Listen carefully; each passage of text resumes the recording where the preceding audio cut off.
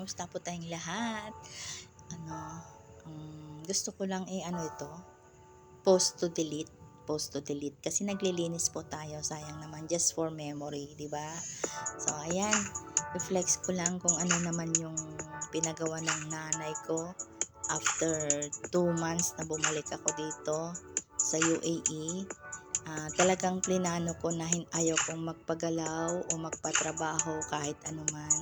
Pero ang nanay ko ang nag-decide na sabi niya, habang walang may ganito, sayang yung hollow block mo, sayang yung ganito. O sige, sabi ko, may pera ba kayo? Sabi ko naman. So, pagawa niyo, pero babayaran ko pag may pera ako. Kasi syempre mahirap lang kababalik ko. So, ayan ang pinagawa ng nanay ko. Satisfied naman ako kasi nagtanong naman sa akin bago niya pinagawa. Kaya nag-okay naman po ako. So, ayan, ang pinagawa niya. Sabi ko, tapusin lang yan. Ipa-flat lang yan. Ipa-hukay lang dyan sa side para mapantay sa harap at likod. So, ayan, nasunod naman po. So, ayan, salamat ako sa nanay ko dyan sa side na yan. Sabi ko, gawan nyo ng flat para pag taniman ko yan ng flowers, mga bulaklak. Kasi mahilig din po tayo ng halaman, lalo na yung mga namumulaklak. So, ayan mga kasisi, dahil ayaw ko po yung sobrang ma-stress ako sa budget kasi nagpapaaral po tayo ng kolehiyo. Bilang isang single mom, mahirap po. Kahit man sabihin na nag-iisa yung anak ko, pero ang anak ko po ay nag-aral sa isang pribadong eskwelahan. So, niisip ko na lahat ay mahal. O, diba? So, ayan po mga kasisi, kaya wala po akong pinagawa, wala po akong pinagalaw dito sa bahay namin.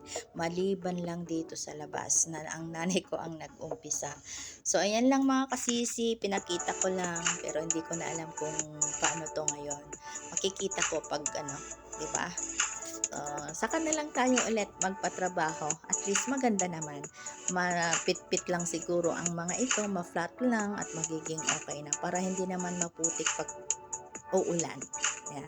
Kasi malapit naman na ang tag-ulan. Kaya maputik dyan sa harap. Pero may mga bato-bato naman. Maganda tapno masudsud. Diba? Ma-flat. Okay lang yan. Kasi may plano pa ako dyan sa harap na gagawin. Someday,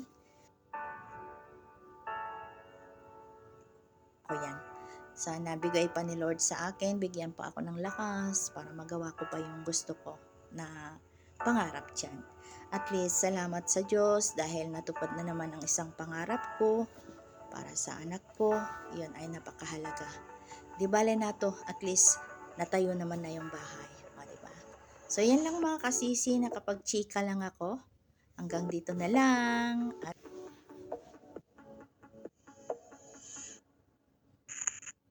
Diyan lang po mga sisi. Bye-bye and God bless everyone. Maraming salamat po. Bye-bye and God bless.